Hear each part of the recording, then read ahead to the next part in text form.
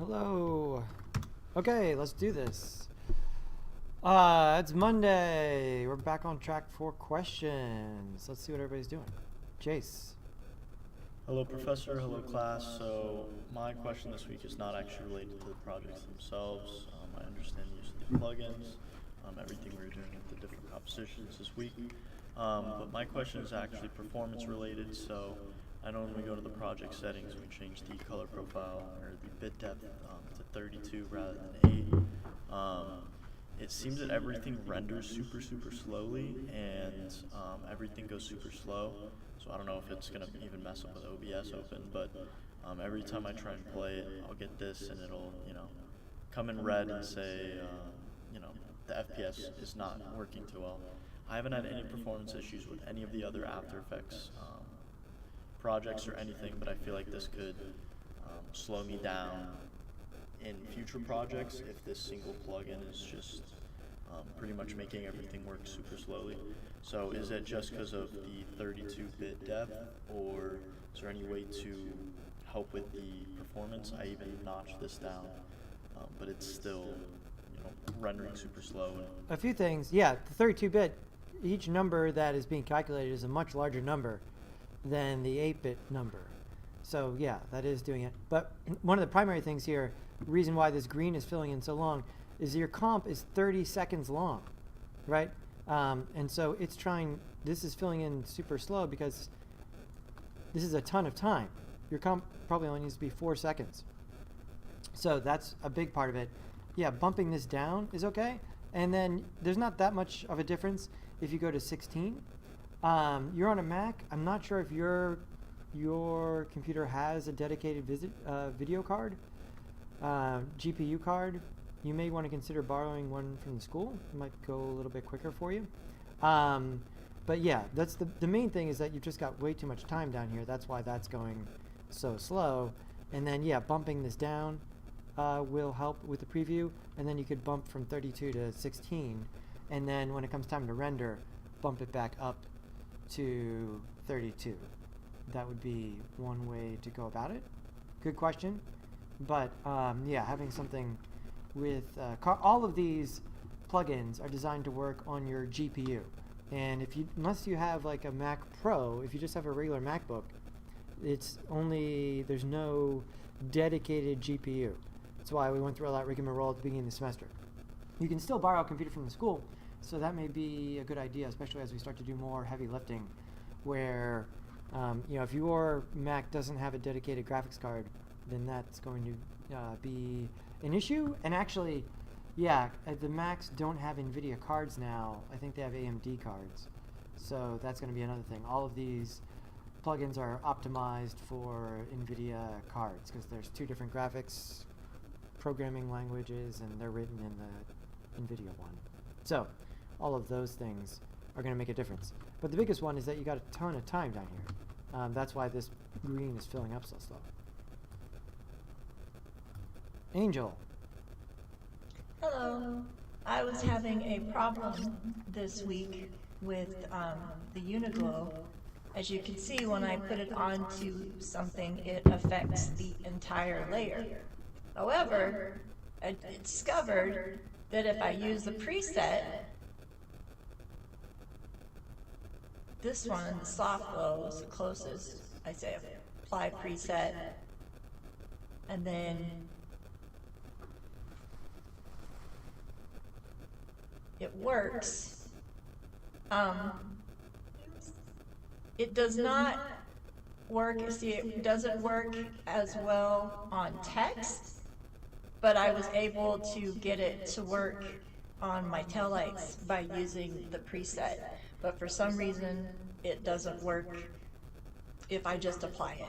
I don't know if that's a glitch or a bug that needs to be fixed or something, or if I'm just special that I get to be frustrated with it. But that was one of the things that I discovered by playing around with everything, that worked that way. Okay, good challenge this week. I liked that. Okay, so yeah, I haven't had anybody else run into that issue. That thing that I sent you on Slack about clearing the CL check and see if there's one for Uniglow. I know there's one for Chromatic Glow. First of all, these glows are more alike than they are different. All right? All of this red giant stuff is sort of like combination effects, where the effect is actually several effects together. So, for instance, do I have a PNG of some kind here? Well, we're going to talk more about this today. The basic makeup of effects, right? So there's sort of some core concepts, and then a lot of what Red Giant is doing is just putting a couple things together and then layering things on top. So for instance, the formula for glow is blur and add. I would write that one down and memorize it. That's all a glow is, right? And so if you had to glow, you know, quote unquote, the hard way from scratch, I could take this layer, Control-C, Control-V. Now I've got a second one there.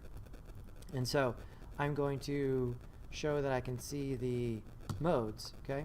And so this one here, I'm just going to grab our simplest blur, our Gaussian blur, which is not a red giant, it's just blur, G-A-U, there we go, Gaussian blur, right? And so if I blur this top one, like so, and then I change the blend mode to add, it's going to, you know, make this look like it's glowing because it's like a blurred version. Let's make it a little bit bigger.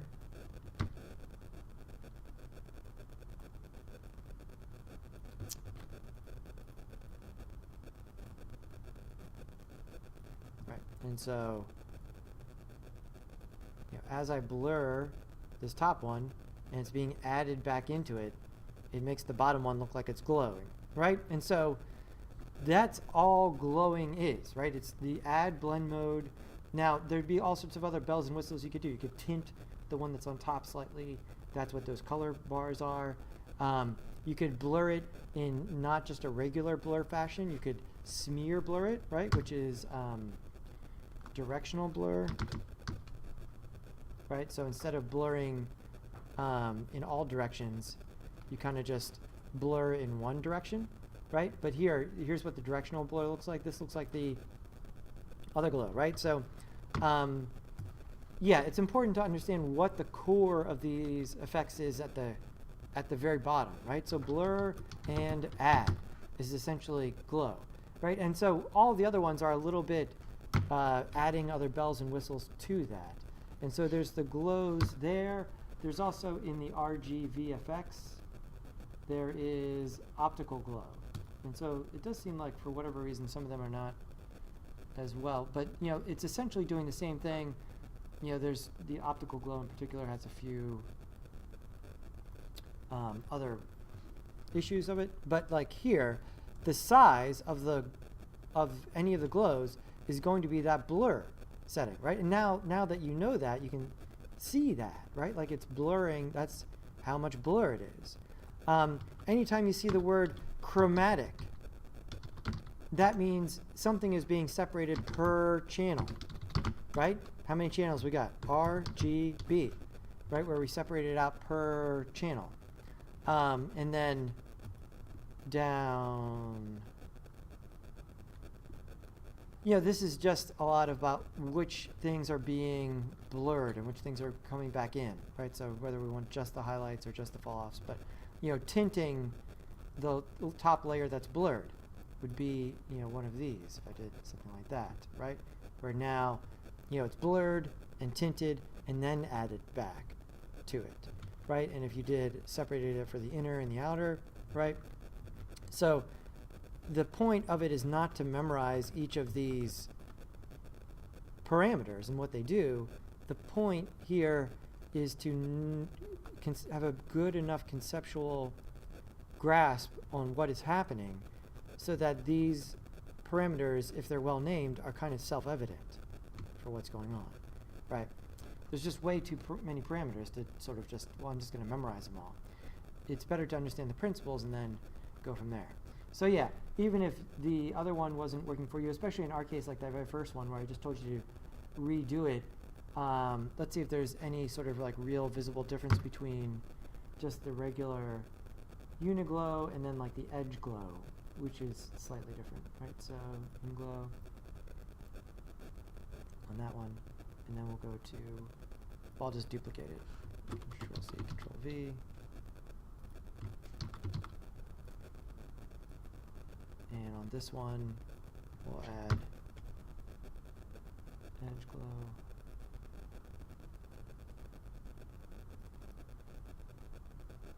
Where it's just focusing on the edges. Let's put these together. Like so, maybe there's a thing in the background.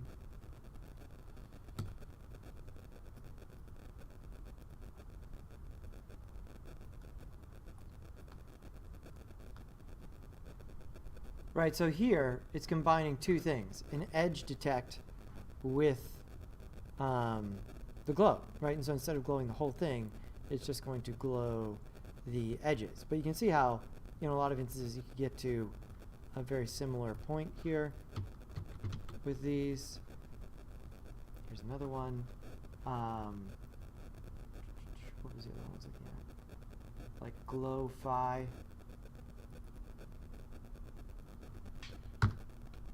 Right, so here it's that directional blur plus some of those tinting tools that we used, and some of these have animation in them, right, where that's actually, like there's default animation happening there, right? So here is a resource. This is glow.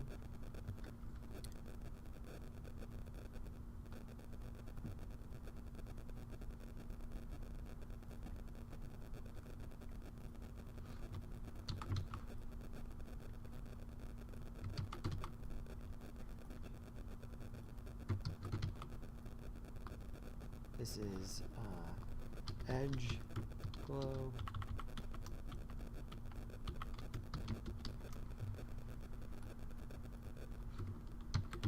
This one is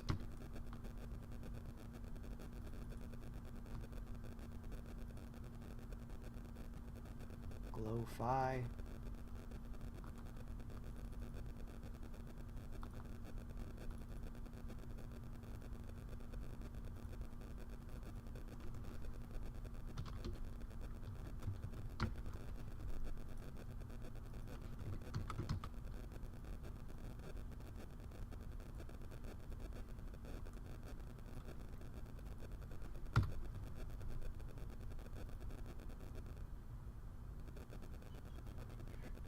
Chromatic glow.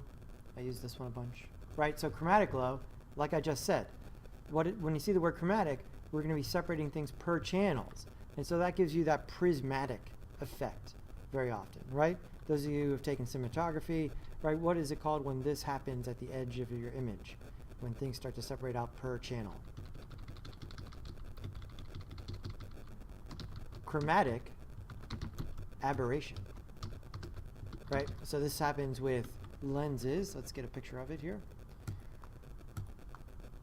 It's not happening necessarily per channel. It's sort of just slowing down the light in the lens based on wavelength.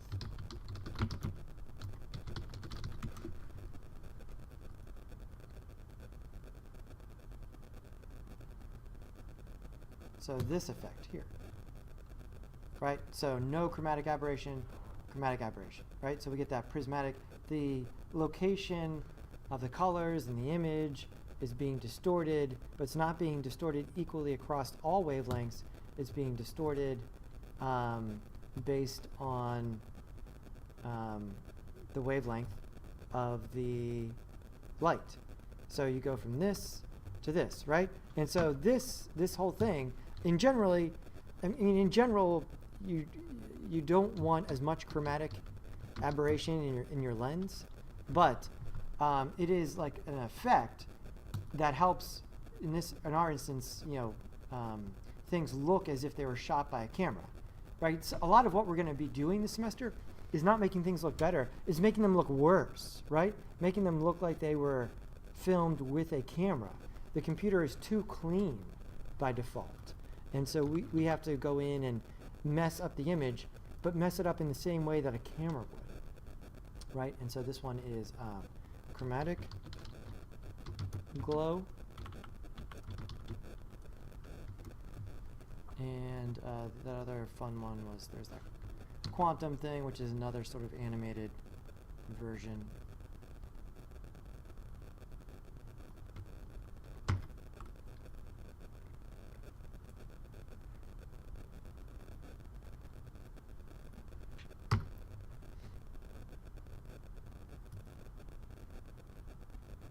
Right, so here we get a like a point zoom blur, but again, the glow part of it is that, you know, we've blurred it or extended the image in some way to distort it, and then we've added it back on top to create that glow look, right? And anytime we have one of these positions, it allows you to sort of, you know, choose where, and I believe this one is also animated by default. Yeah, just slightly, not quite as dramatically as the other one, right? And so this one, you know, is actually like 3 layers of glow all together in this one that sort of form this thing. So again, and then this one here is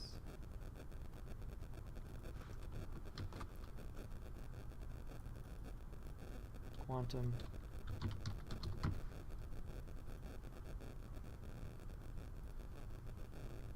And if we had one more here, in the VFX menu, not in the Universe Glow, but under RG VFX, there is Optical Glow, which is designed, whoa, that's pretty wild, designed to work more like, there's just more fancy optical calculations on top that are being used to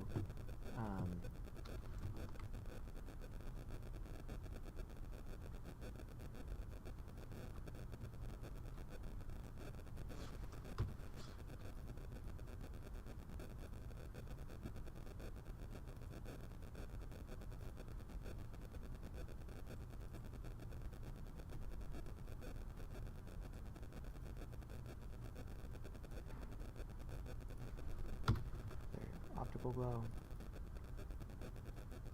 Optical glow, right? So, you know, pretty similar to Uniglow here as far as the, but notice what this did, it, well, for whatever reason, this doesn't have the alpha channel turned on by default, but it's right down here at the bottom. Right now that I know I'm looking for alpha channel none. Oh, okay, that's why it's not compositing. Now I can come back and say it should be, so this is interesting. Do I want to preserve the original or extend, right? And so you can see what the 2 options are here, right? Preserve original glows it, but now the glow does not extend beyond the edge of the original image. If I go to extend, now if I glow it some more here and under size,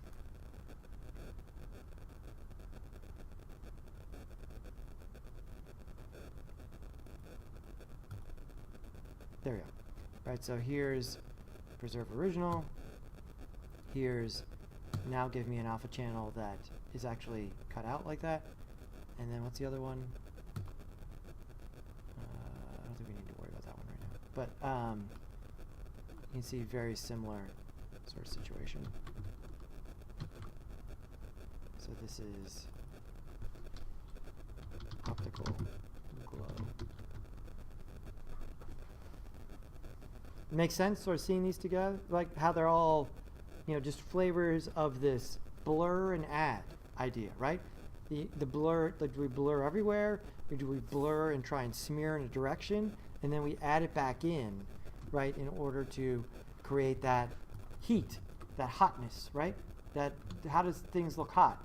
They blow out to white, right? That's how a camera works. When it gets too bright for the camera, you just get white.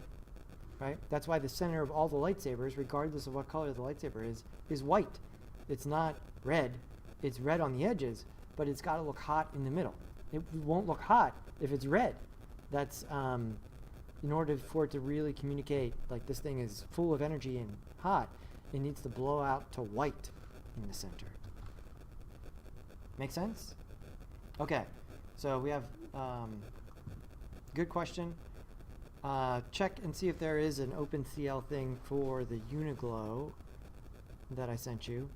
And yeah, it's got to be something in that default preset that your computer, something strange there. But I loaded it up online and I couldn't run into the same problem.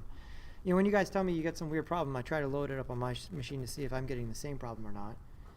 Sometimes I am, sometimes I'm not, but you know, it's tough to say. And so this is good here as a sort of test to sort of see how everything works. I think seeing them all at the same time here is advantageous. Cool.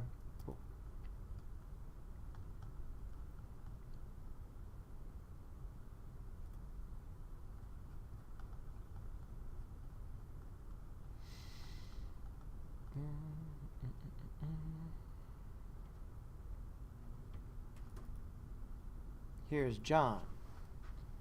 Alright, howdy, my name is John Good. This week we're working on the HDR project, and as I was going through, the first question I had was in regards to, so in creating a glow effect, I really wanted to, I had immediately this idea of getting like a candle, and while I animated it to like kind of flicker a bit, I was looking into some ripple effects to mimic fire, but it wasn't really doing it justice, and I was wondering if there's any effect that in particular was really good for fire. And then my secondary question was more in regards to the project. I don't know if it's because of the HDR or just like how much it's trying to render out, but I seem to commonly run into like this blank screen right here, and it would like then go into optical glow. And like if I turn off this adjustment layer, it doesn't do that. But I was just wondering if there's a way to like time it out so then it comes into effect, or if it Again, the comp is really long here. It's like 10 seconds. But the Great. And then yeah, that seems like a glitch. I mean, something that's kind of weird like that, where there's something that sort of blinks in and out, I would do a test render and see if it's showing up in the render. Because there's definitely problems that exist in the After Effects viewport that aren't there when you actually render the project. lastly, I was curious to if increasing that bit rate that is in let me go to is it general? No, it was in general. Well, if increasing the bit rate often makes it have like a longer render time. Yes, so you're just much bigger numbers, right? 8-bit, each pixel. Where does the bit come into? What is After Effects doing? It's doing math on every pixel, in every frame. It's doing, what is it doing? It's doing the math on the pixel. What is a pixel? It's at least 3 numbers, a red value, a green value, and a blue value. And so the amount of math that needs to be done is dramatically bigger if, you know, in 8-bit, 8-bit is going to mean that each thing has the possible numbers for red are between 0 and 255. Once we bump it up to 32 or 16, then it's like, I'd have to look it up. It's like 3 million or something. So the amount of calculating that needs to be done is not just a little bit more, it's orders of magnitude more, right? But like that HDR compositing allows you to have those things that are like blown out past the limits of the camera, which is the whole point there. So yeah, like when you bump this up, if it's really dragging on 32, you could see whether or not 16 gets the job done. I mean, it makes sense due to like the increase, but I was wondering if there's a way that when you're working at a higher bit rate to kind of like minimize the amount of You could work at a lower bit rate and then turn it up when you render. time, if there's like a way to make the process go by quicker and safer for the computer other than clearing cache and working on that. But other than that, I didn't have a whole lot of questions. I had a really fun time. Thank you. Cool. For the heat there, yeah, there's some different options.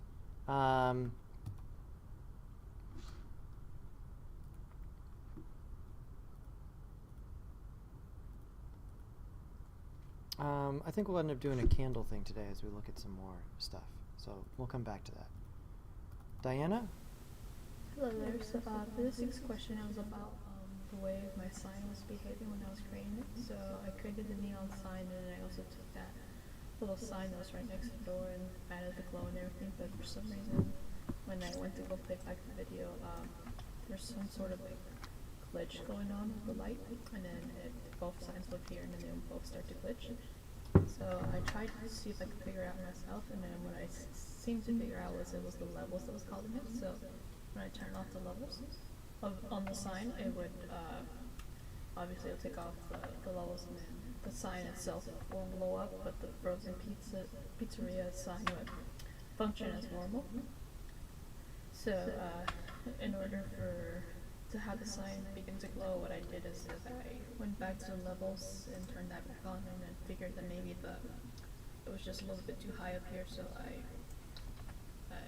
grabbed this part and lowered it down, and that seemed to fix the issue. But then I had the sign glow from the very beginning. So what I had to do was then just come up here and shorten up the sign, that way it would just start from over here. But I was just wondering if you knew why the levels was causing that issue.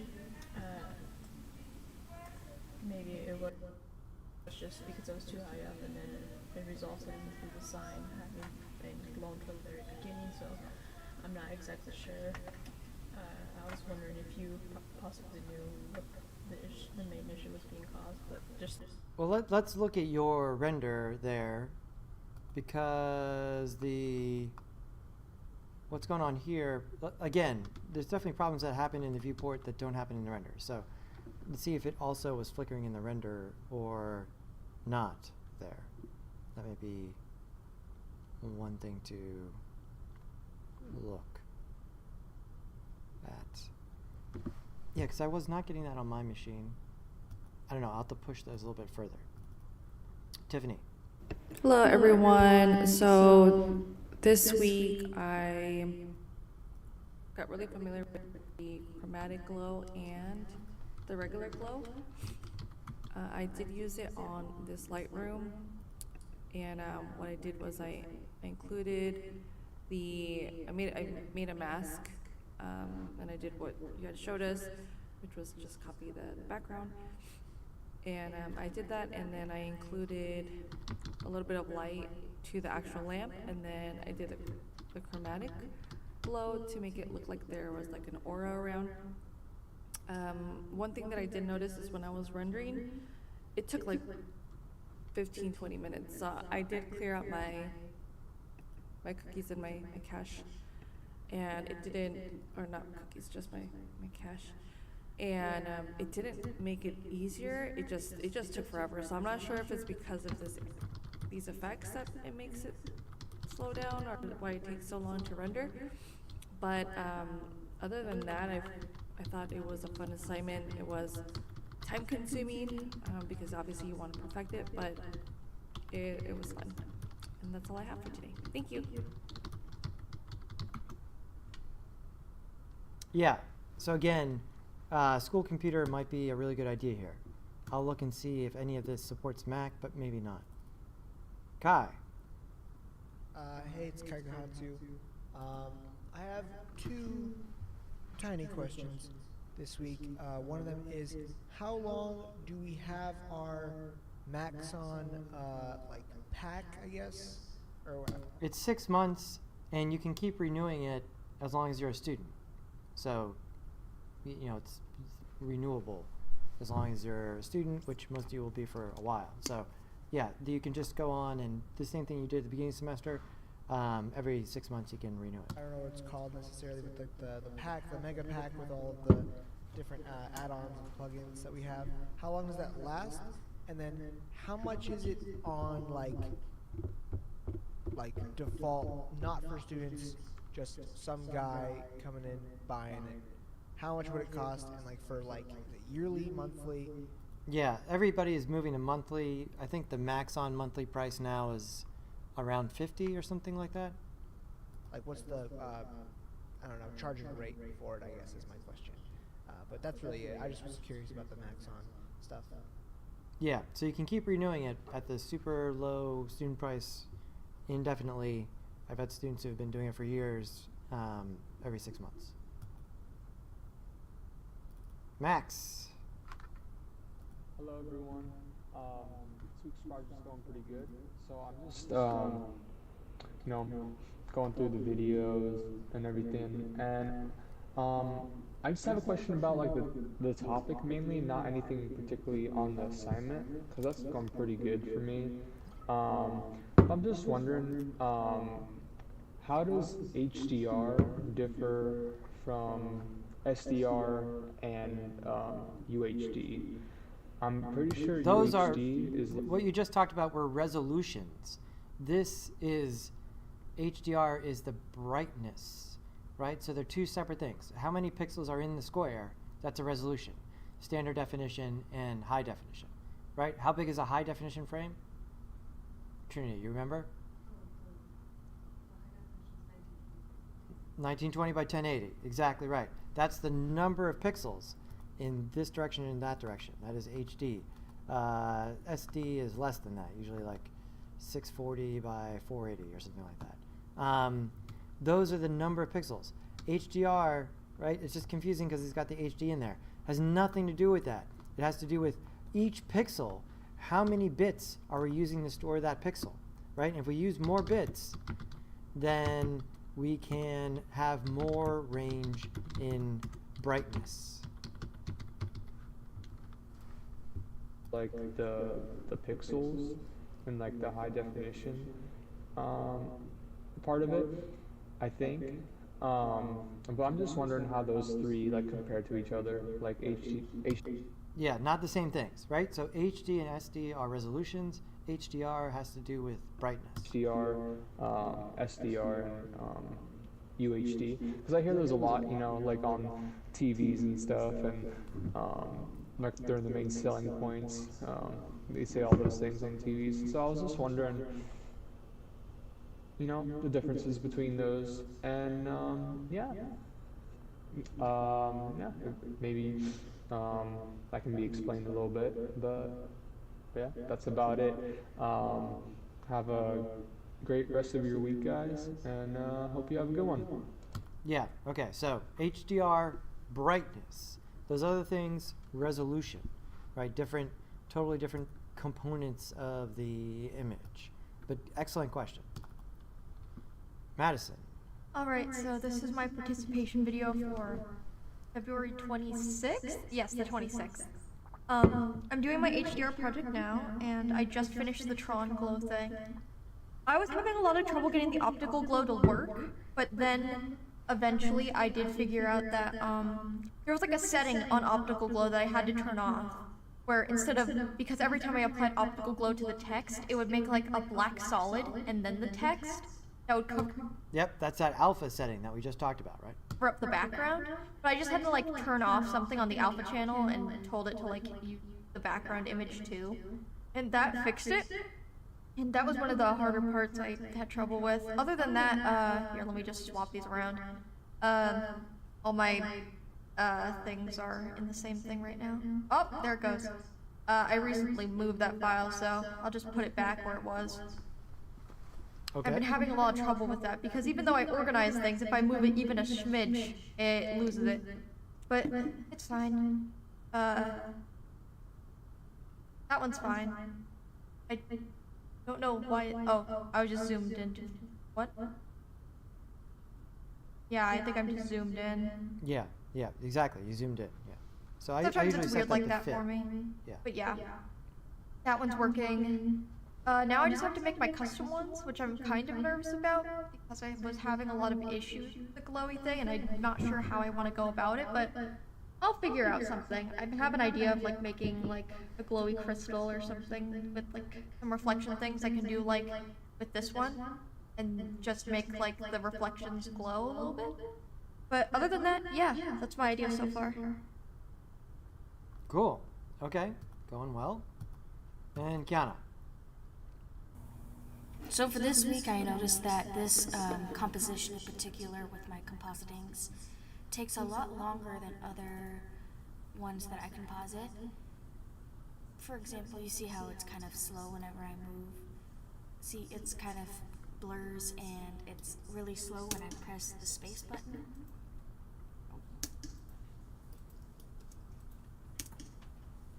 It's not even playing because it's either that or it's that slow. It's completely but I want to know why certain things like these composites are super slow, but composites like this right here are, you see how nothing about it is slow. Yeah, we're just doing way less math in these images here. We didn't use any glowing. Glowing, right? Remember, what is the basic glow formula? Blur and add. Blur is expensive, right? What is blurring?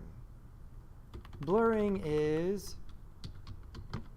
like if you had to do blur by hand, like literally on paper, blurring is averaging, right? And so you take one pixel, and in order to blur that pixel, you look at all surrounding pixels. Okay, so let's do that thought experiment. Here's one pixel in the middle. How many pixels are around any pixel in an image? What do you think, Trinity? We have a pixel, and I want how many pixels surround that pixel?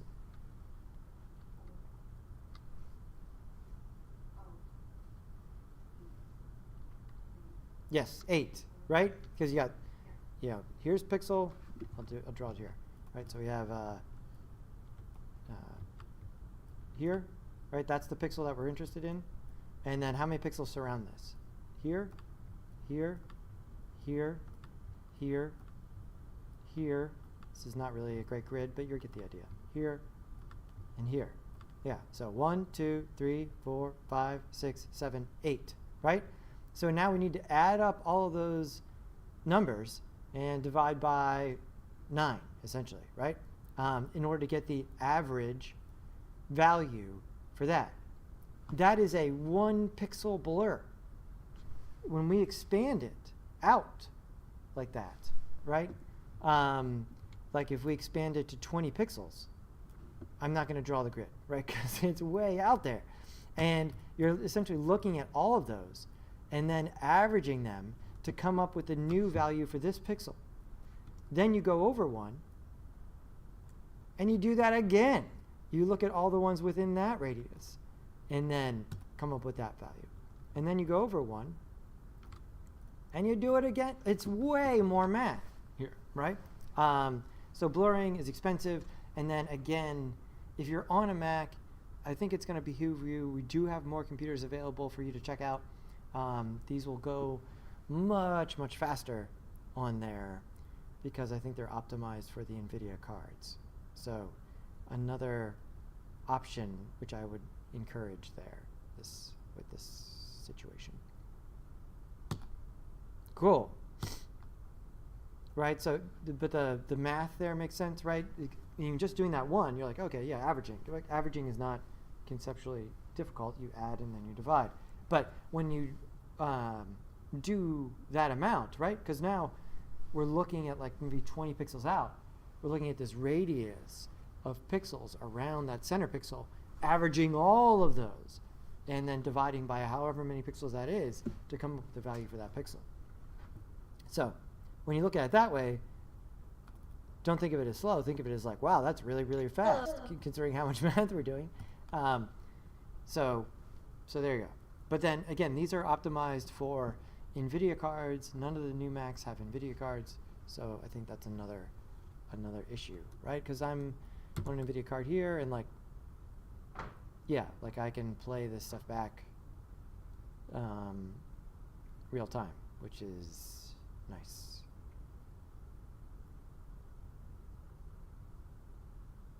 Cool. Okay. good.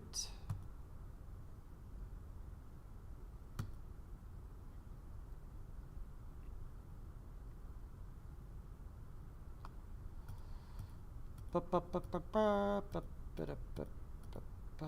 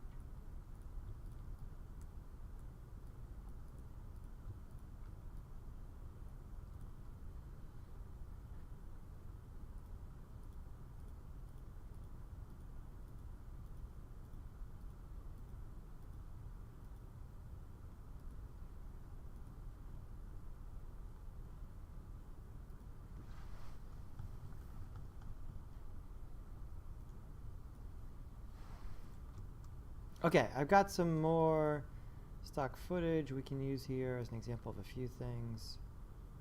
We got this.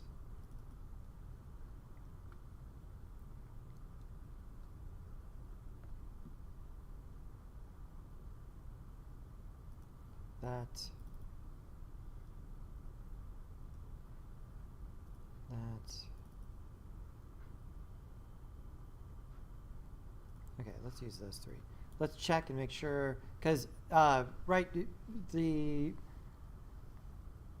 understanding how the footage can affect the amount of calculation you have to do. Let's make sure that these are just high definition. Nope, that one's 4K. I think all of these might be 4K.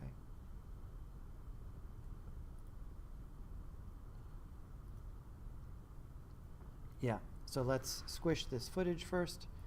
I'm going to come in here to Media Encoder.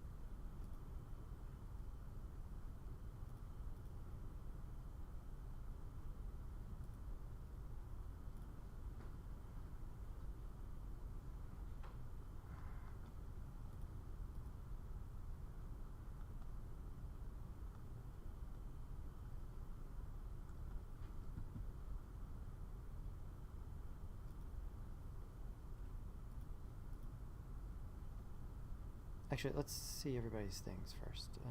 HDR projects. Okay, here's Jace's.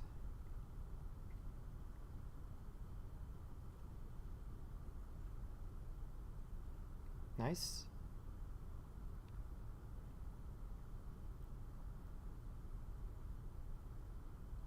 Cool. That works. Maybe some stronger glow on this, you know, make it seem like it's casting more light onto the brick.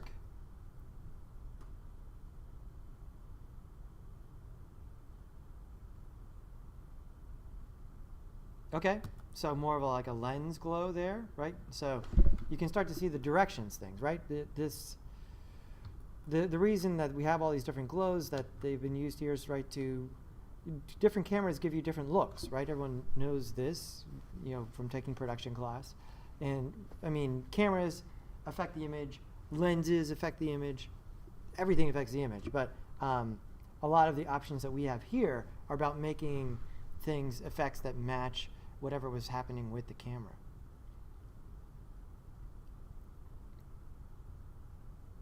Cool. Definitely some glow going on there already. Get a little bit weird of an edit. Yeah. So, I mean, these kind of things, this one looks the worst. Why does it look the worst? I mean, because it just looks kind of unnatural. The,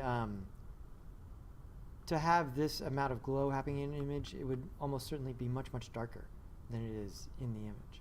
But you're technically executing correctly. Good job. Angel.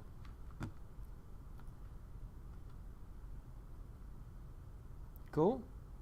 Instantron. Nice.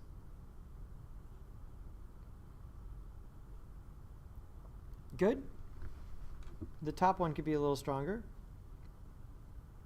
Oh, that's cool. I like that. That's a fun use of that. Sort of lighting up the stairs. Cool. Right, so you're picking good images here to use in that, you know, the dark part of these very contrasty images. That works.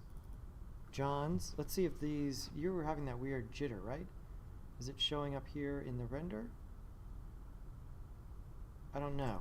Like that blocking out there, that's from your, you just didn't quite use the linear wipe correctly, right? You want to wipe the glow onto the other one. You kind of have it wiping on there. That's right.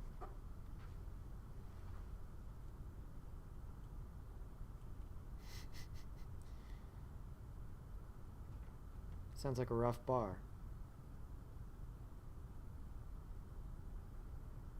Cool.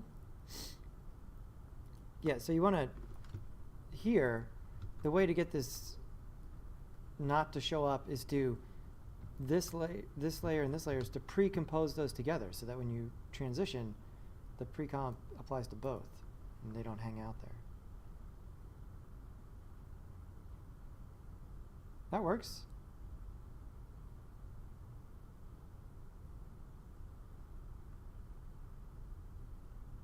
Cool. Did you glow the reflection?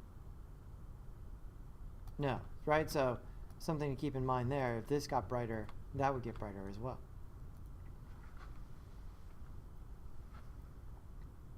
And there's the little candle down there. So yeah, there's some different ways to do that flickering. You got the right idea there using keyframes. That works. There's some other ways to do it, but that works. And then yeah, just, I mean, it looks to me like the linear wipe is misapplied. That's why that blacks out there, but it's tough to say exactly. Diana.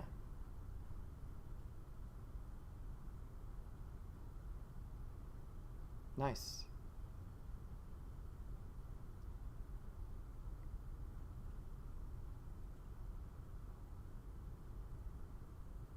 Good. Frozen pizzeria? Like, who's gonna eat there? You can just have that at home.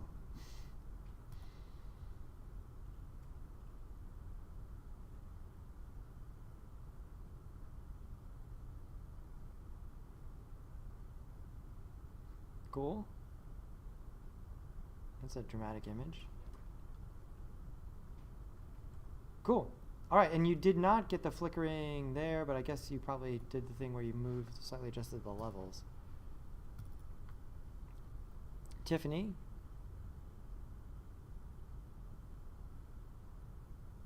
Yeah, you want the effect to wipe on so we can see what you added.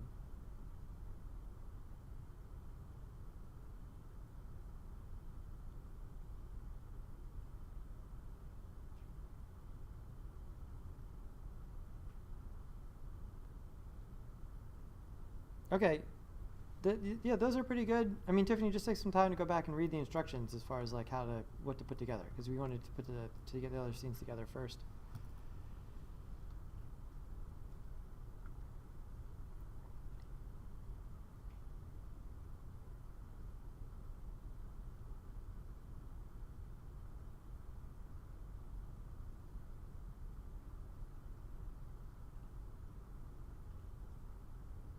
Cool. Maybe put in the other tail light.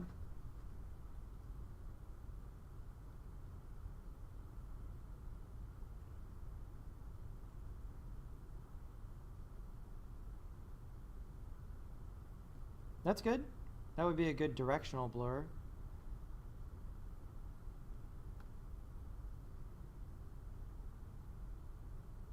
That works. Probably a little bit too much, but you get the idea.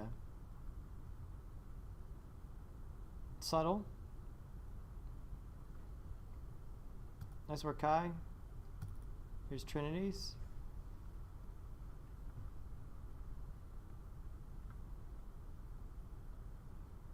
Cool.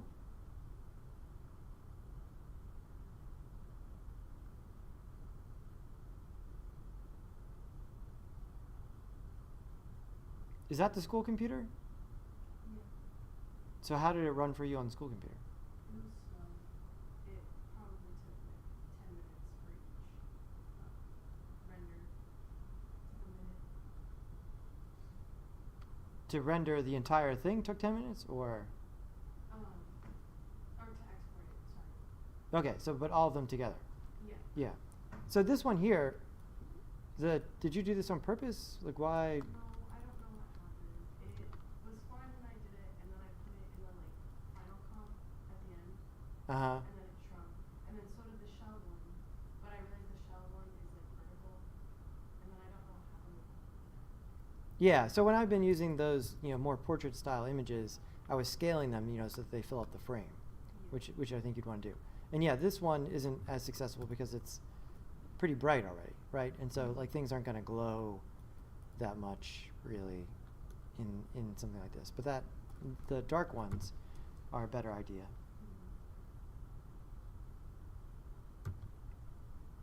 Yeah, and this one just got shifted over or something. Yeah. Yeah, I tried to do like the Aurora Borealis, but it didn't work very well. I had a problem at least. Cool. All right, you're on your way there. But yeah, just go back and when you made those new comps, did you go right click and say new comp from selection, or did you make a new comp and just tell it how big the comp should be? Like if you open it up on your computer right now, like this one here, what size is the comp? Like if you open up this one and you go to composition settings.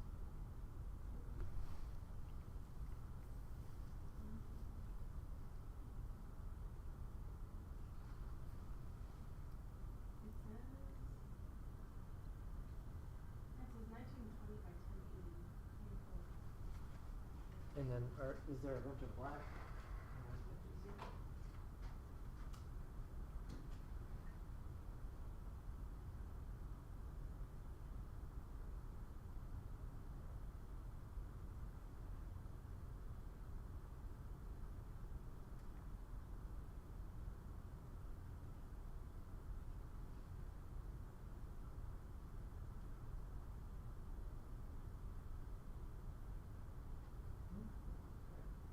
Where's the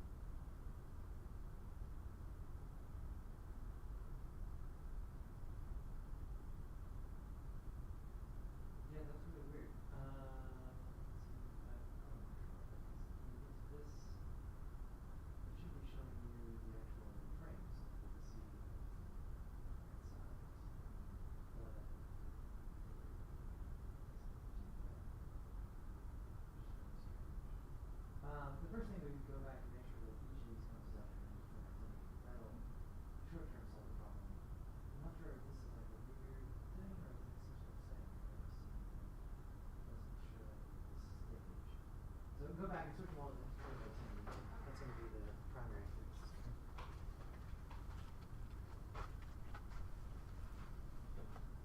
Here's Madison's.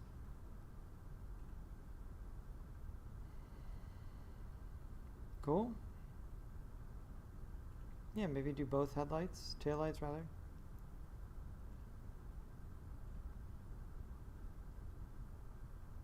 Yeah, good using that on the prism. You getting the idea?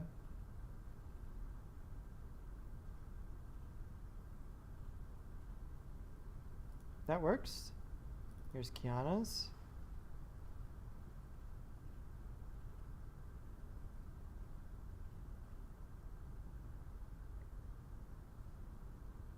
Kiana's Pizzeria. More taillights, good. Yep.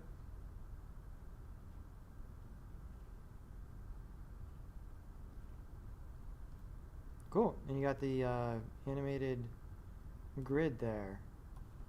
That works.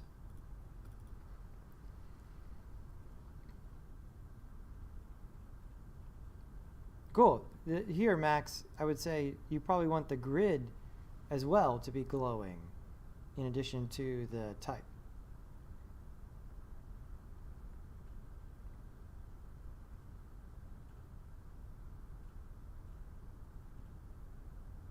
Free money. It's the free money factory.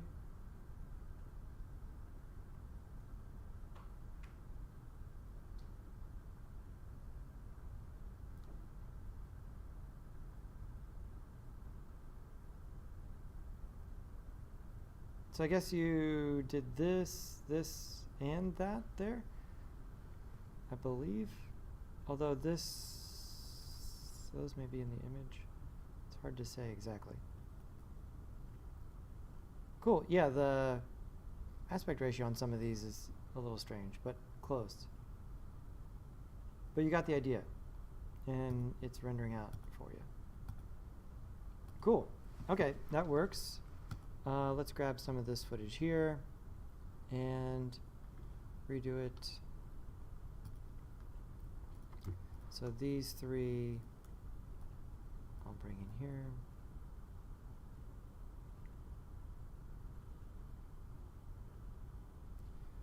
And we want to move them down to HD, but we do want enough resolution. So I'm going to make these image sequences.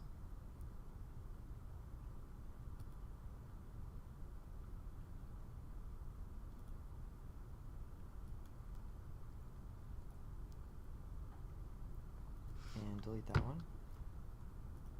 And we want to change the resolution.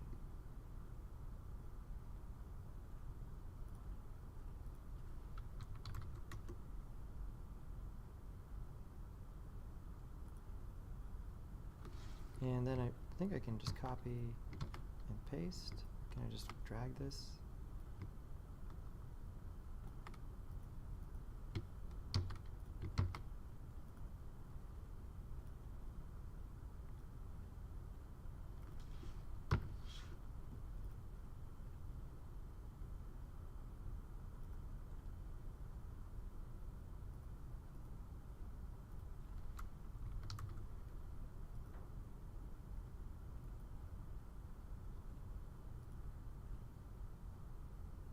So the reason we're using an image sequence is we want this to have more high quality color data for what we're going to do with it.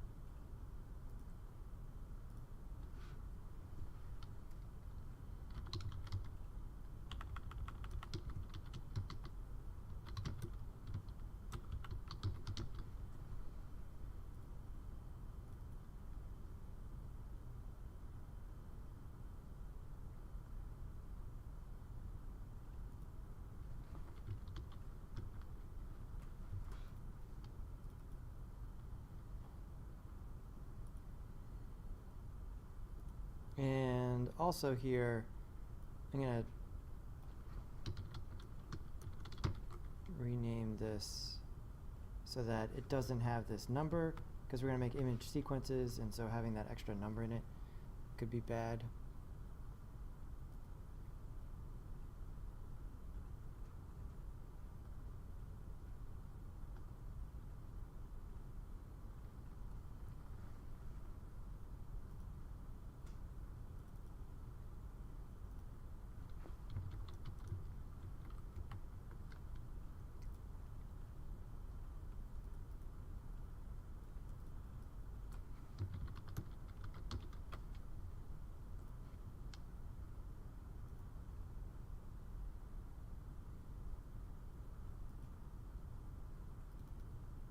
New folder, shot 3.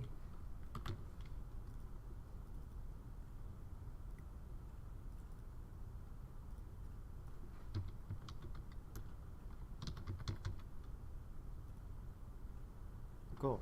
So again, changing the name here, since we're making image sequence, is pretty key.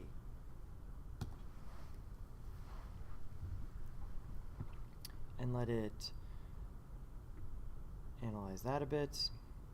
So we're gonna when we did our compositing before, we were doing a bunch to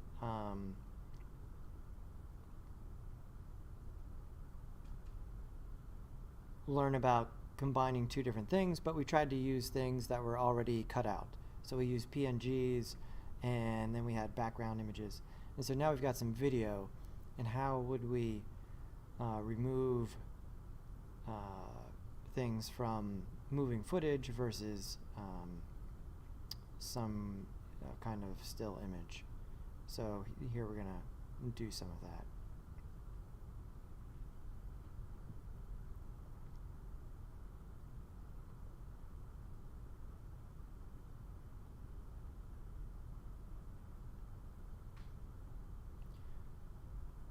And we can use some different techniques for doing this.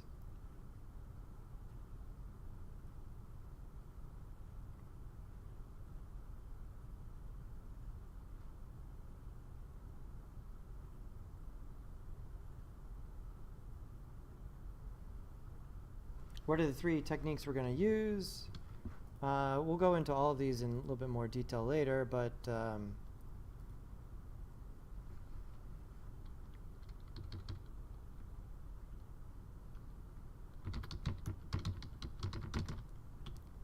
the first one is going to be Chroma Key. And so in this instance, we're going to use Chroma Key, where we're going to create, in all of these, we're going to create a new alpha channel to Cutout, right? That's the end goal. We'll create an alpha channel by using Chroma Key, also known as Greenscreen. We'll create a channel by using, extractor, which is going to essentially use the luminance in order to cut it out. And then we're going to do one more with the rotoscope tools, which are going to essentially analyze each frame. Cool. And this is working on some stuff. It did the first one, and so let's bring that in. Remember, now I put these in folders, each one in a different folder on purpose, so that I could just drag in the folder.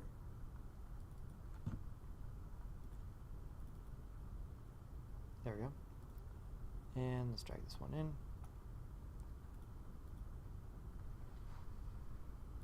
Cool. And bring this down here. Great. And so we've got this. And so we want to cut this gentleman out from the background so that we can put something else in the background.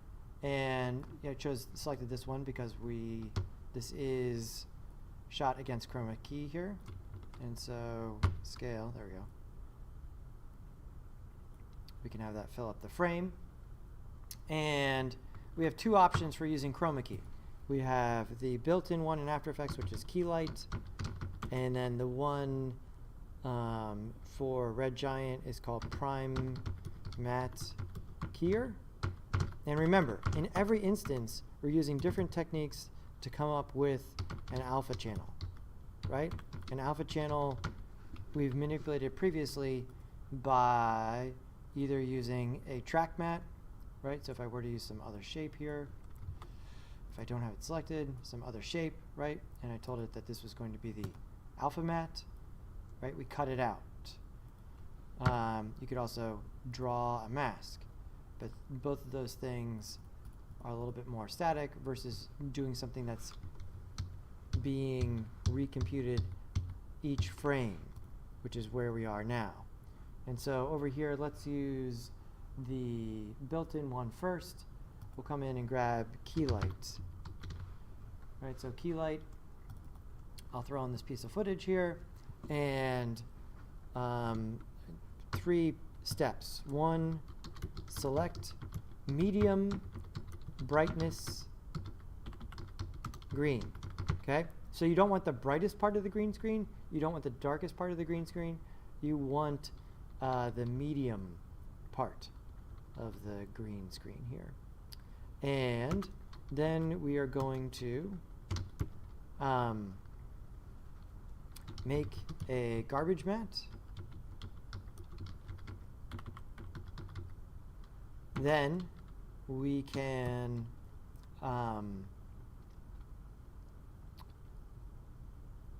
we're going to adjust the, what is it, the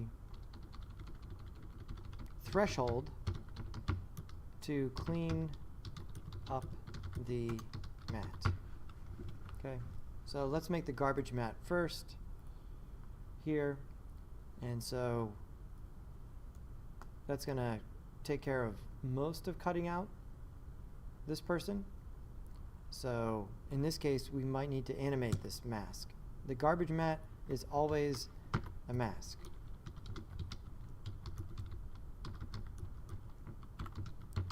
But it probably needs to move, right? Because we want it to be here. And if I zoom out and just have it selected,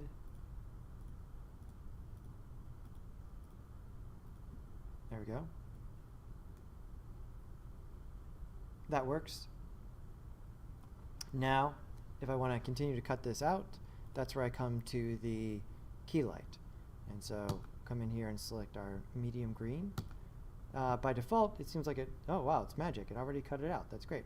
But we have a few options here. One is that we still have a lot of room we could use. We could make the garbage matte a little bit tighter. And let's animate the garbage matte because that's good practice. So the mask path could be animated. I can come up here to the V tool and set a keyframe at the very beginning and tighten this garbage matte up.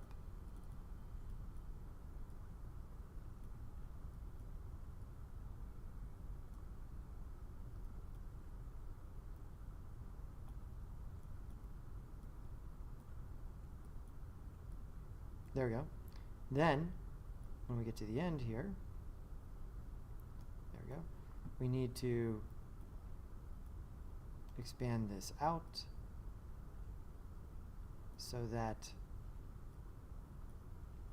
nothing gets cut off, right? So you should keyframe that now. Cool. So I've got this moving garbage matte. Does it cut off his hat at any point?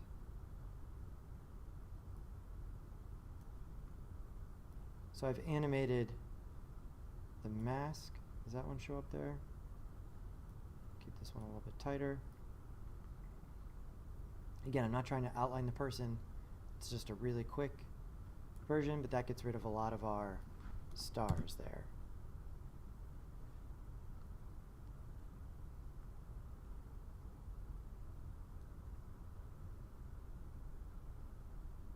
Cool. Now, back here, right? So this is what we have right now. We're going to continue to cut this person out using this, right? So turn the key light on, and again, selecting one of the colors that are kind of in the middle of the brightness. it looks pretty good. But if we come in and look at it more critically, if we go to, let's make a background. So I'm going to make a new solid. And I'm going to, instead of having it be black, it's easier to see when there's problems with the key if it's some other brighter color. And move it below. There we go. And so now we can see a lot of problems with the key, right? We've got, you know, kind of like a bunch of garbage in it, or just noise in it there.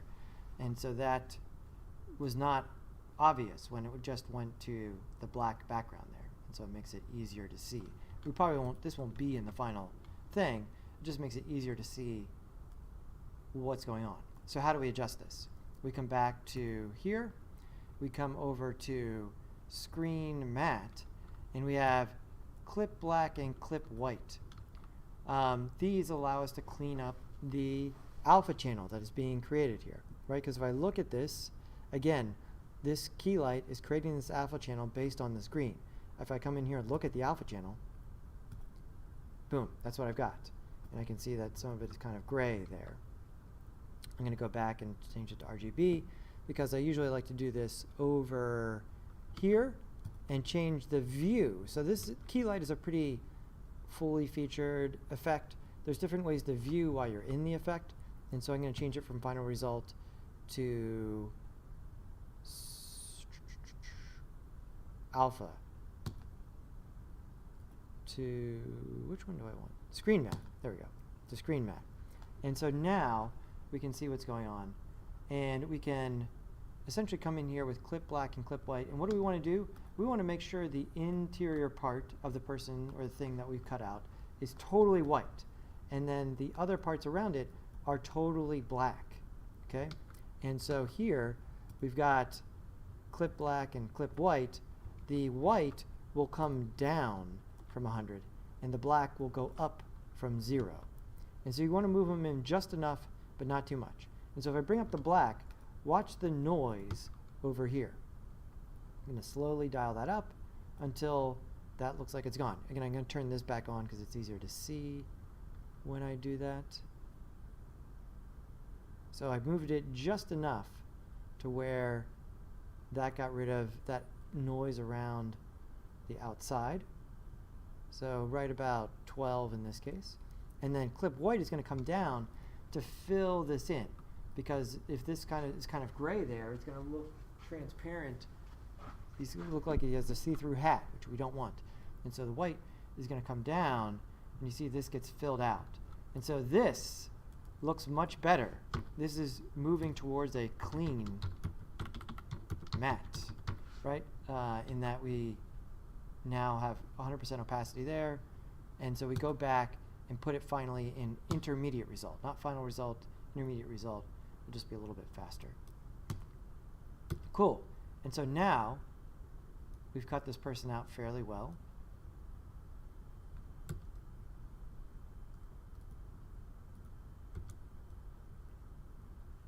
We'll come back and look at the plus and minus in a little bit. That one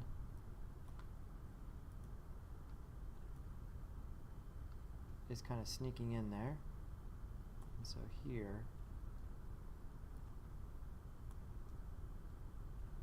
under the mask path, come back in and hit V, grab this one, probably move this down slightly. There we go.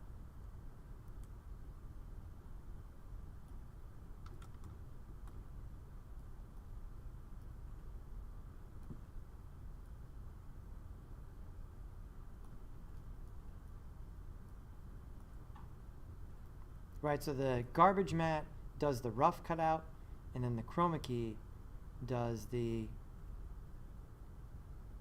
more detailed cutout.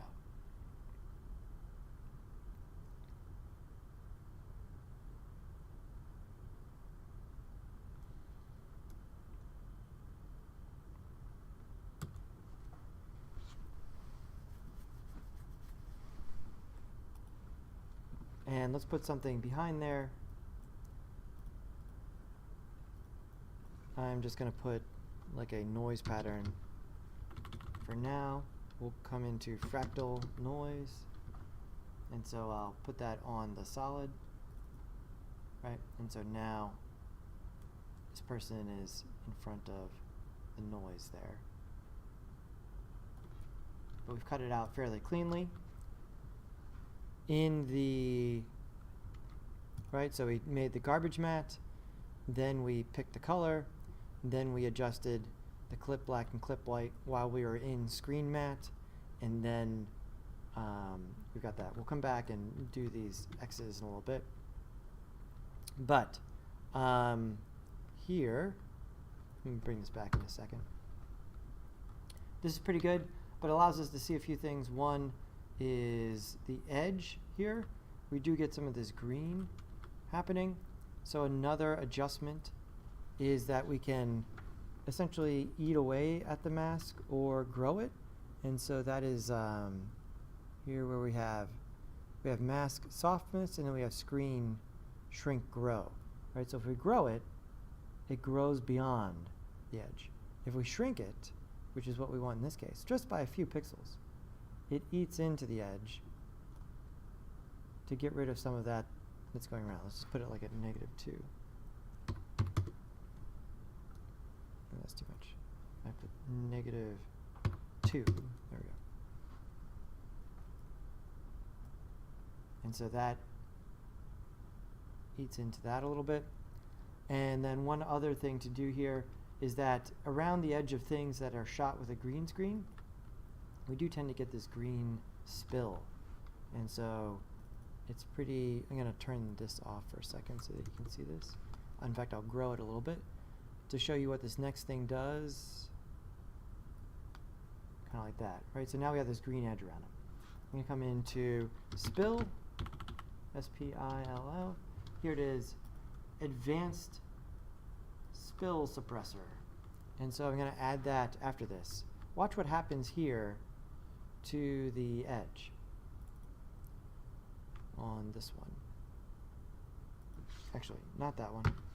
We want Key Light Spill Suppressor. Nope. Oh, I'm sorry. Advanced Spill Suppressor. There we go. So you see what it did? It took the green edge and turned it gray. Now, you never want to have this much of a green edge. I just sort of turned it up here under Shrink Grow to make that obvious. But now, even that tiny bit of green edge that was happening is gone because the spill suppressor kind of eliminates that from that edge that we have going on there.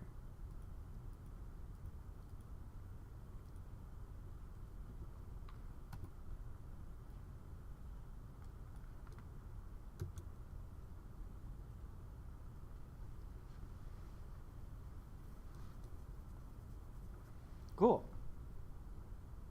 All right, so cutting out something using Chroma Key techniques here. We're able to add the garbage matte and then use key light and the spill suppressor to cut this out. We'll just put it against some sort of noise background for now.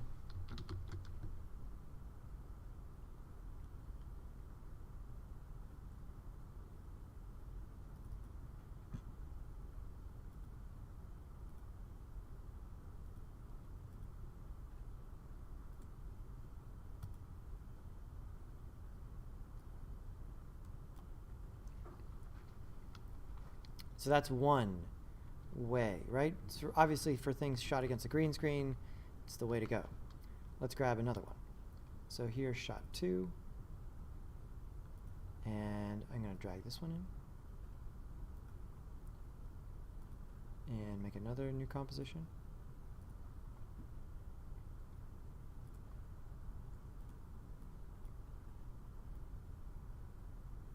Cool. And we can scale this up.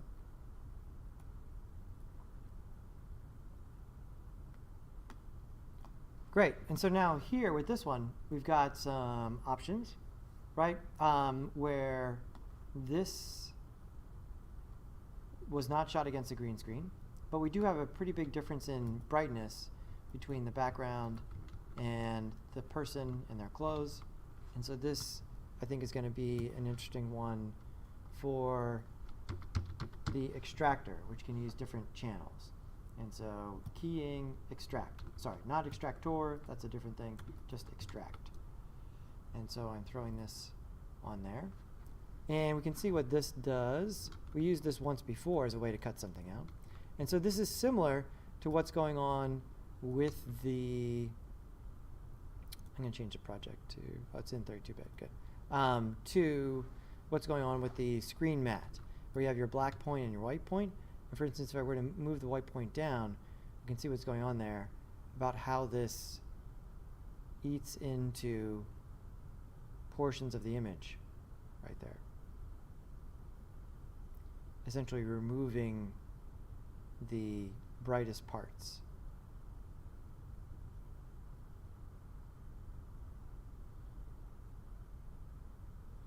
Now, this is fairly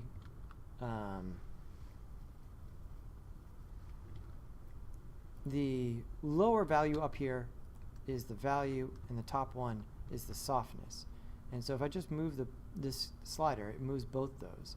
But if I were to grab this, it would start to do this in a softer fashion. There's what I'm looking for, right? And so you can see that now, because there's a slope here, we have this softness that sort of blurs the part that's being eliminated there. All right, so right now it's using luminance to do this, and we see that that's kind of giving us this. If we cut it out to that extent, we don't want to come up from the bottom because that's going to eat into some of the person. All right, so that gives us this as far as, you know, cutting out the white part there. This might be useful. I'm going to Control-C, Control-V, and see if I can use a different channel to maybe get some of the other parts going. And so this one I will call Luma Matte, right, because it's going to cut things out based on just brightness. But this one here, we can say, look at a different channel. And so let's look at a different channel here. Here's red, green. I'm looking at the blue. This might be more advantageous, right? So what am I looking at here? I'm looking for a more discrete separation from this, which is obviously all the background, and this, which is all of the other stuff.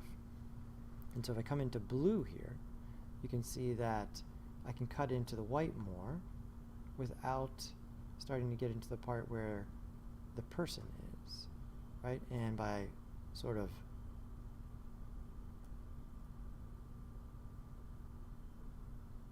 bringing this in, maybe kind of like that.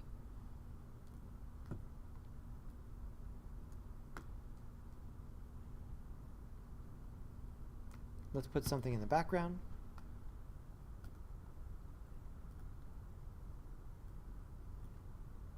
Okay, that's doing the job pretty well. Okay, so the overall brightness wasn't quite getting the job done. Right, here's what it looks like doing it with just brightness. Eats into it too much.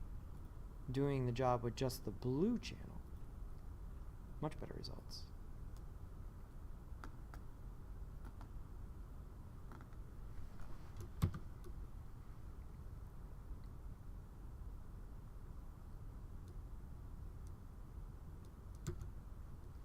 And see there, it's a bit strong.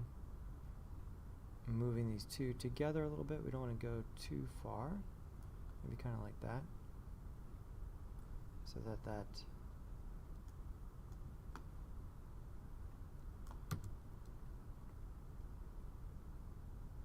the pink is kind of hurting my eyes, but you can see how it makes it much easier to sort of look at the edge and see what's going on.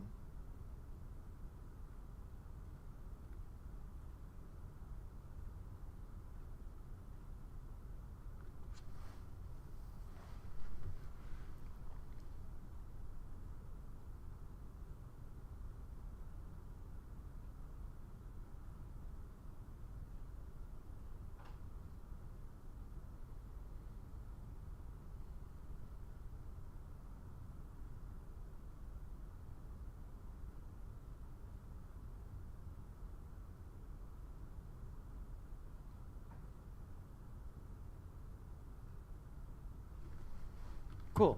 So we're using the extract, right? The extract is using essentially like kind of like a levels-based extraction based on a specific channel, okay? Whereas the Chroma Key is, you know, essentially just using only green, and it's like tuned to do a bunch of things with the green channel. Many more features than coming in here and using just green, although it would be a similar kind of thing. Let's look at this one. Green channel eats into it too much. Red channel, blue channel. Blue channel works great because there's definitely a space here between this is the content of the person, this is all just the background there in the histogram.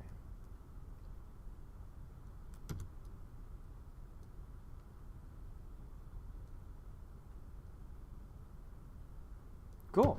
All right, so technique 2, right? Using a channel to create a matte, right? Again, what is the end goal here? Creating a clean alpha channel, which ends up looking like that, right? And over here, right, same thing. If I were to turn this off so you can see, if we looked at just the alpha channel, boom, right? That's what cuts it out. We're using different effects, but the end goal is still the same. This alpha channel that cuts out whatever it is that we're looking for. This one we'll call extract.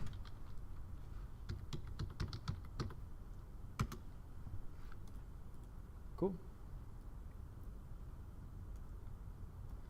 And we've got one more here, shot 3. Let's bring that one in.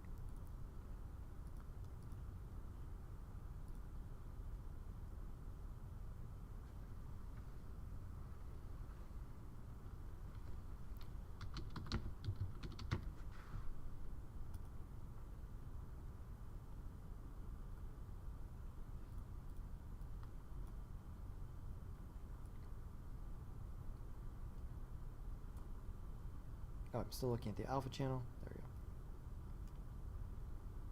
we go. Cool. Okay, and so now this certainly could be a candidate for extract 2, but we're going to use a different one here to look at the 3 different techniques. We're going to use the roto brush up here, right? So we got roto brush tool, and this is kind of like using quick select in Photoshop, but we kind of need to do it in chunks. So I'll show you. We come in, and we were to start to look at this. Let's grab roto brush, double click on, you got to double click on the footage to go into the footage mode. And let's come back here to the beginning.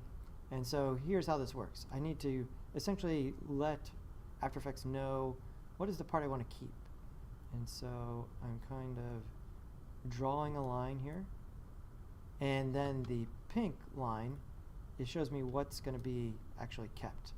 I want more. There we go. Now we see it's found that entire outline. Same thing with this person over here. Doing good. Okay. And so we can check this a little bit down here. Yeah, toggle alpha overlay. So you can see it a little bit. Great. So it's doing a pretty good job. But as we look at it, it is getting a little bit of this thing over here. And so let's come back. How do we take away? Hold down Alt and draw a line over that thing. And there we go. Now it's gotten rid of that. And so now we should be able to go forward. If we hit space bar. And it's going to continue to calculate here as it tries to find the edge.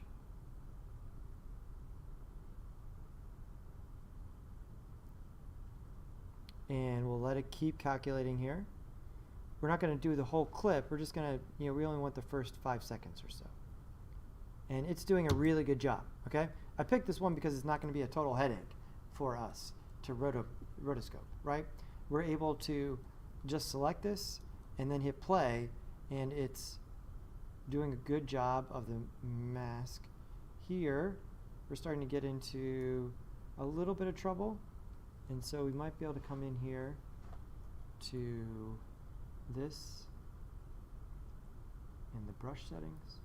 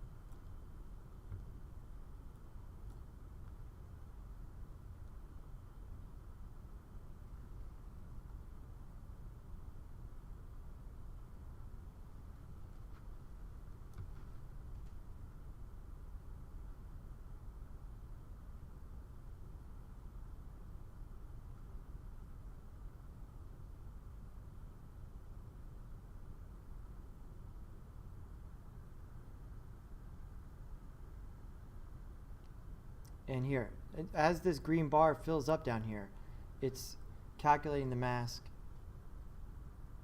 that is drawing the rotoscope mask.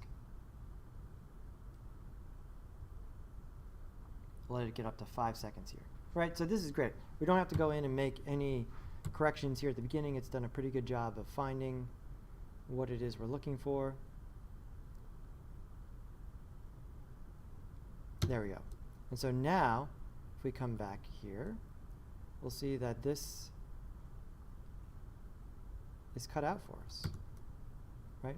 Now it has an alpha channel. If I look at the alpha channel here, boom, we've got this. Now this process, this went smoother because this piece of footage is not terribly complicated, and also it went smoother because we brought it in as a PNG sequence. If the footage was compressed, it would be more problematic for the rotoscope tools in that instance. But now we're able to have that cut out and composite something else in the background. Right, so if you brought in some other solid,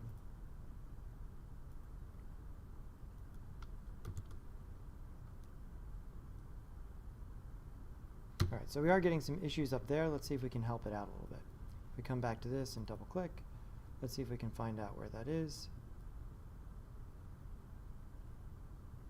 So right there, we do want this stuff. And so you can come back in to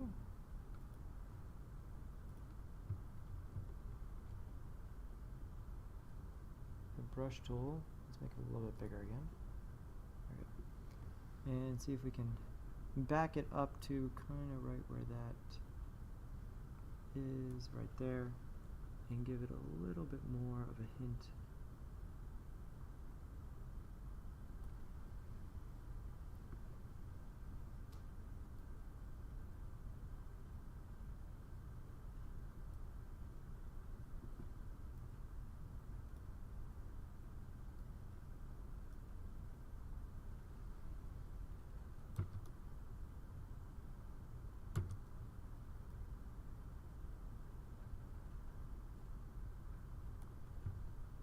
Not that.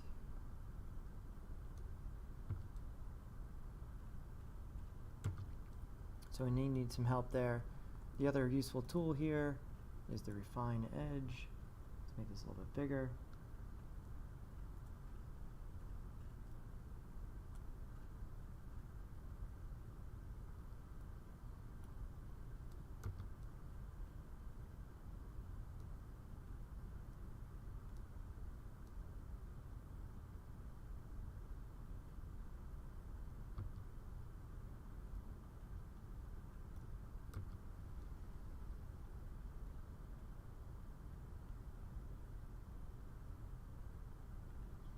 Let it recalculate some more.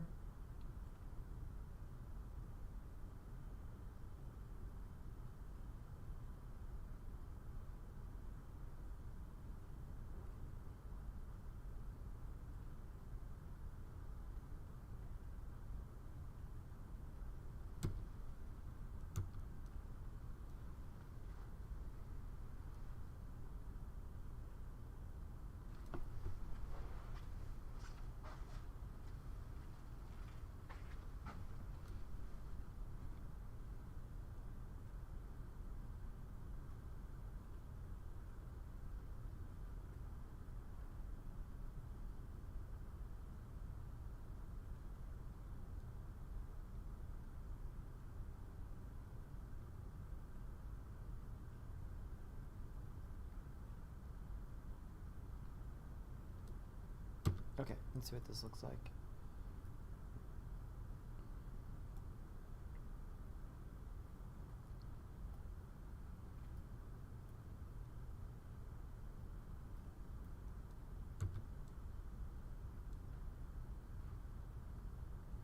Cool. Now, a lot of the rotobrush type things are you're gonna look and see that these are similar. We have feather and contrast and shift edge. Shift edge does what we're doing before. You can sort of grow or shrink what was going on with the edge. Refine, yeah, here we go. Shift edge matte, or not refine edge.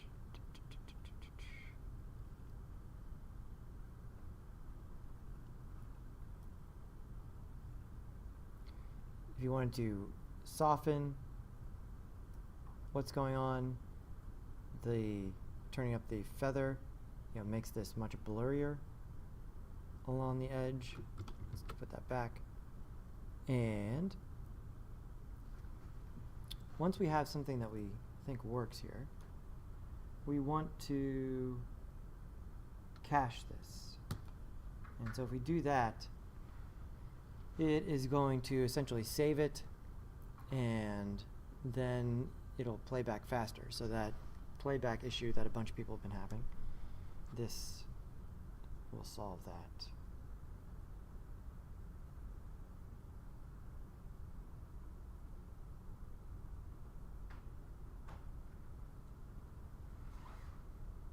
All right, so all of these things can be combined with these ideas here.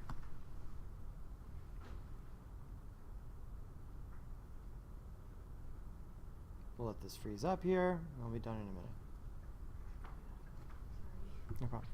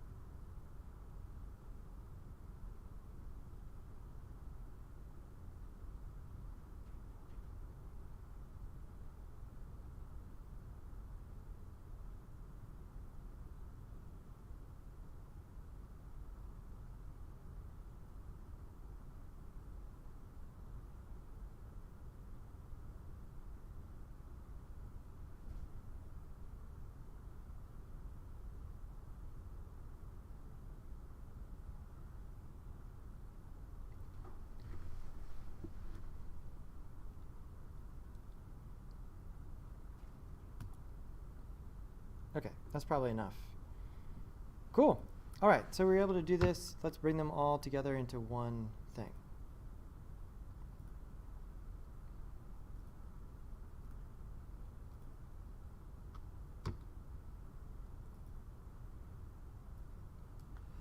So now we have all these sources, right?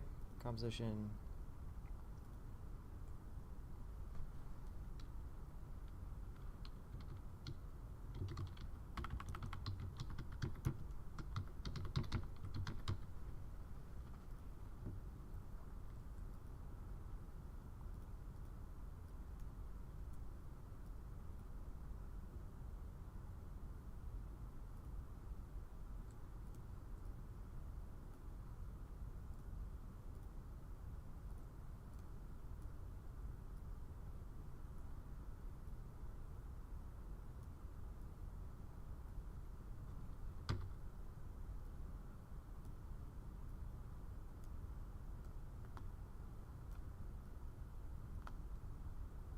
And the rotoscope.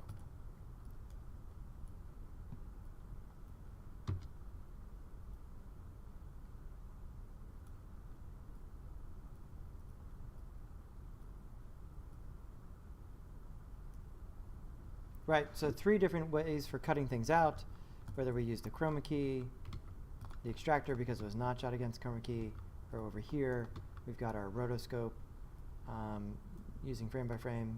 It didn't calculate that far, so we'll just make it a short one, just a little over 3 seconds. Right, and then all of these could be composited against any any background now. Right, or you could sort of make it its own thing.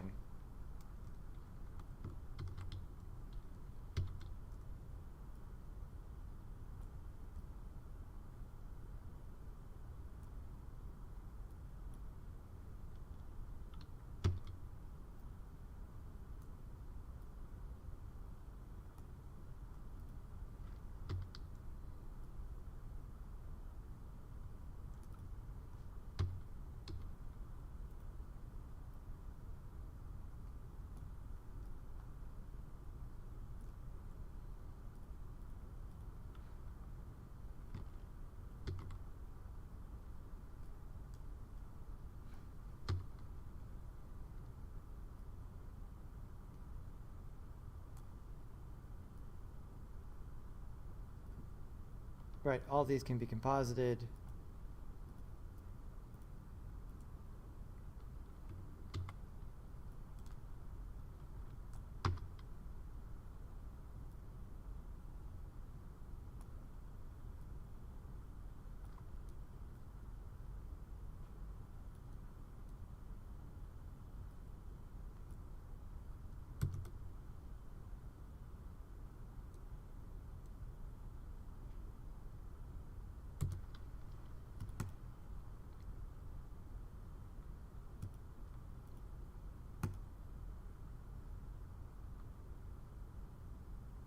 Let's add an adjustment layer. So I'll save.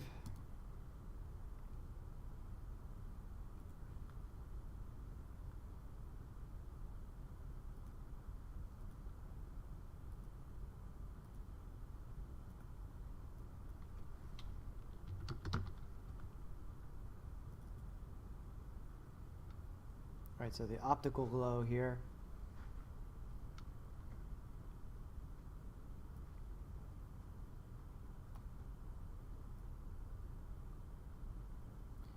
So the glow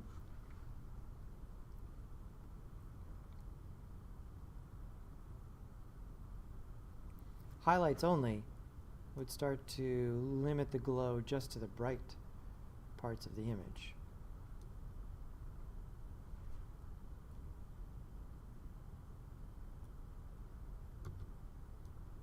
Right, so yeah, I mean now we can really start to, manipulate, make things interesting.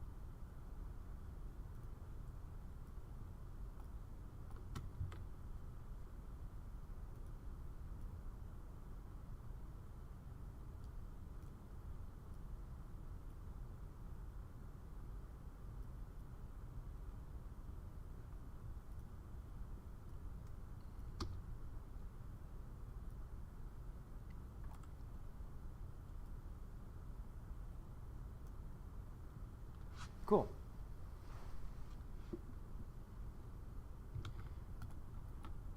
A little bit of a white line around there. Let's come in and see if we can adjust that. And so if we look at our controls, if we move these a bit to the left, we might be able to eat into the outside a little bit more. Maybe without.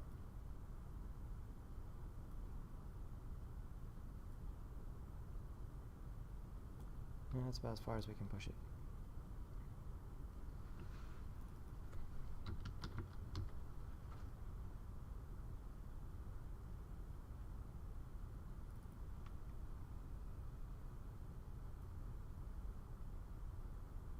So here we've got one more thing.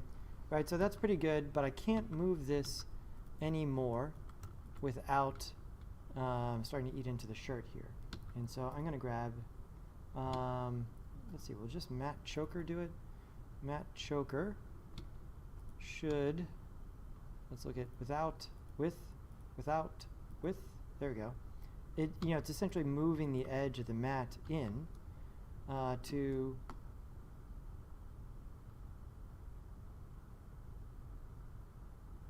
clean up that. And so now that I fix that there, come back to this. There we go, that looks much cleaner.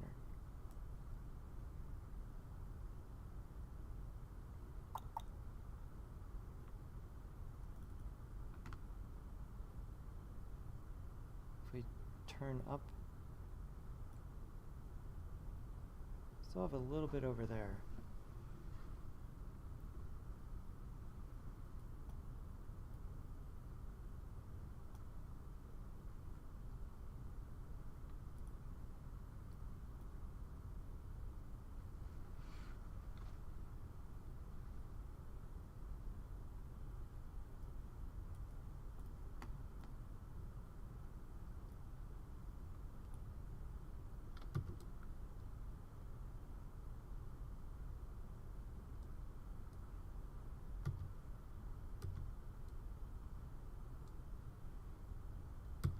Let's see, is that coming from the matte choker or not?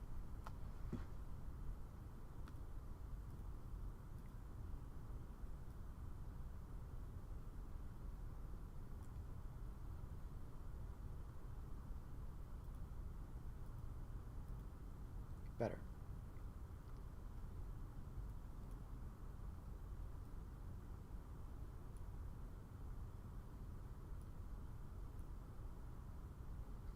Cool.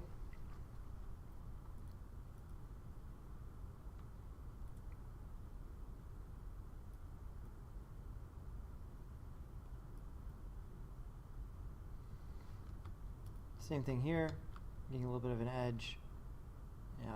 Well, we'd have to recalculate our Chroma Key for that. Although we could probably, if we come into our rotoscope and we use the same choker here, you see that that does step into it a little bit without having to recalculate the rotoscope. And so now that cleaner all around. And so let's put some sort of check in there. I'm going to make a new solid.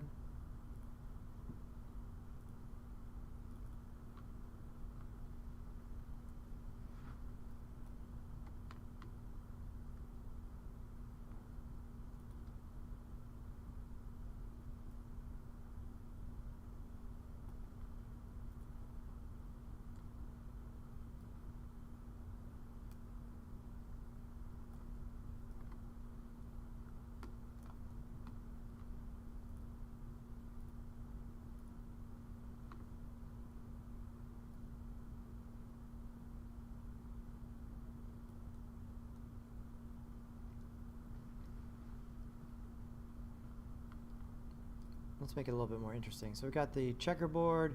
I actually want glowing lines here in the back. And so I'm going to use checkerboard and then edge detect.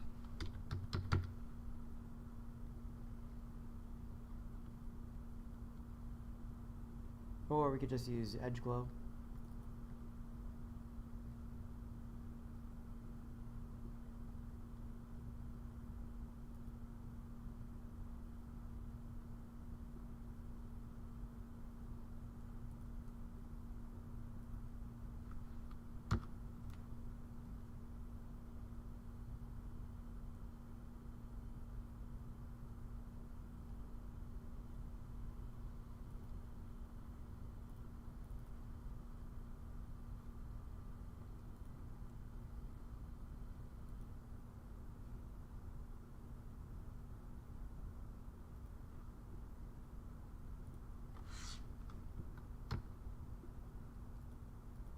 I'm going to pre-compose this.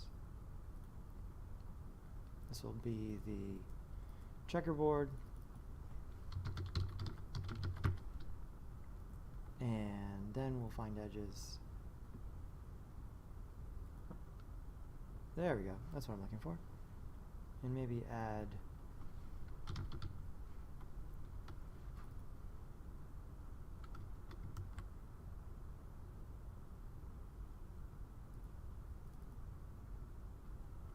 chromatic glow to that.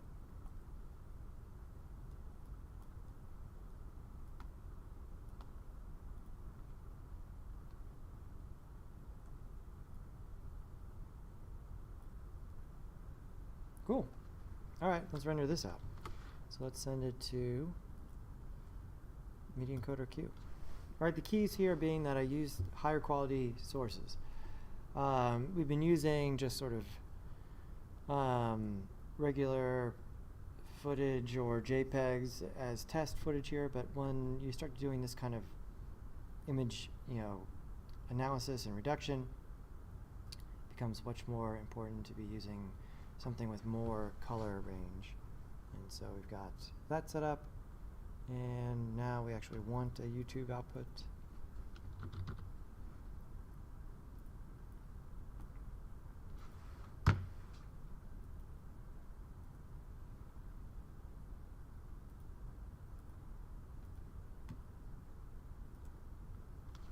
And we'll see how long this one takes here.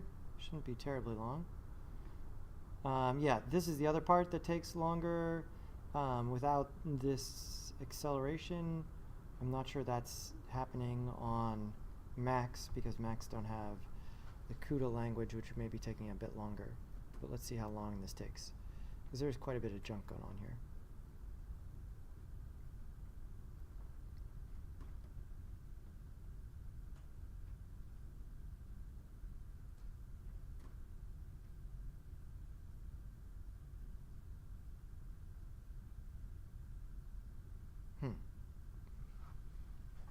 Not sure why we're getting the blinking there. Just could be too much stuff with the checkerboard. Let's see if that showed up in the actual render.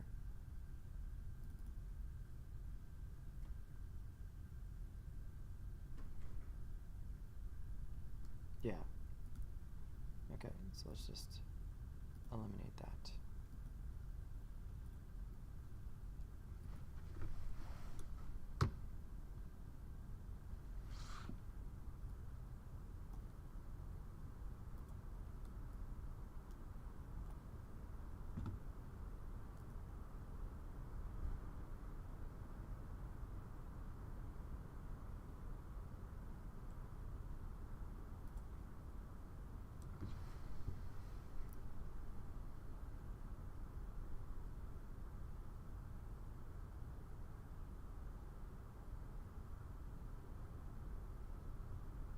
The green ball globe, that you'd have to, using Chroma Key for that kind of thing is not going to be, it'll be part of the effect, but a lot of that has to do with tracking so that it would actually stick to the ball. So we'll get to that probably next week or the week after. We'll do some tracking stuff because, yeah, locating something that's moving in the footage would be tough, especially replacing it with something that you want to move along with it would not be quite as easy. It just would need to be tracked.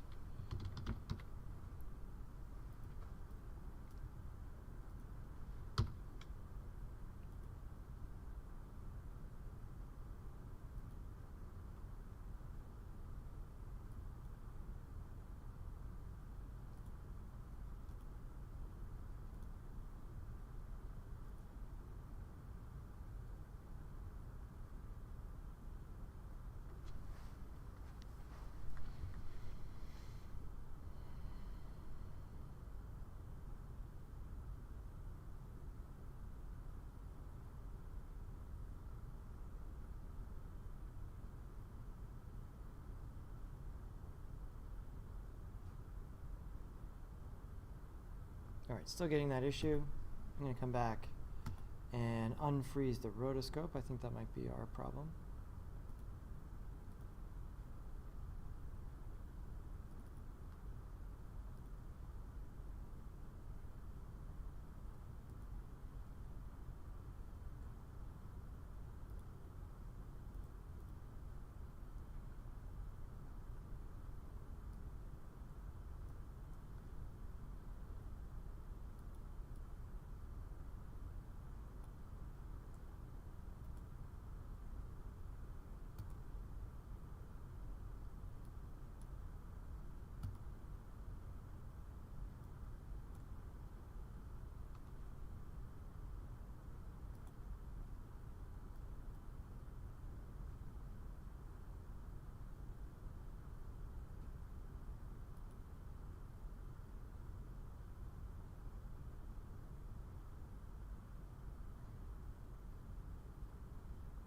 And let's see, we'll send it again.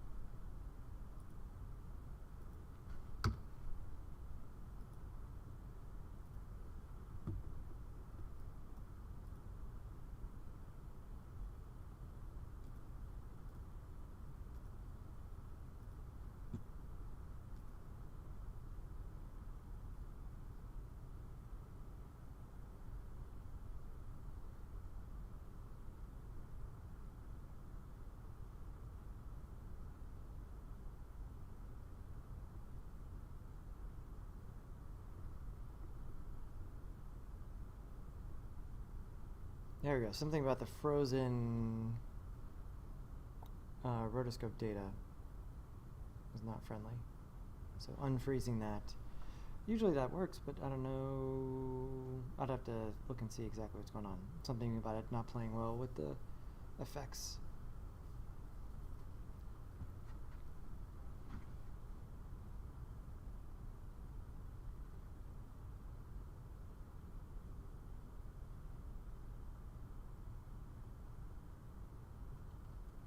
Yeah, so this part here is definitely not happening. I don't believe this is available if you're on a Mac.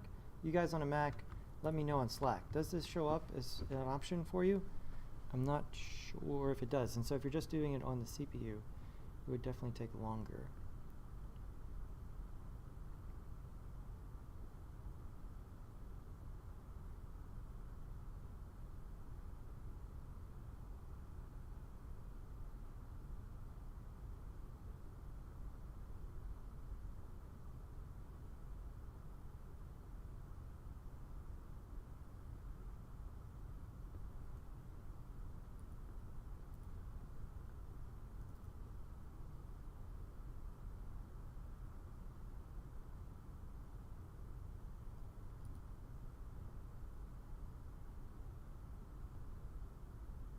Cool.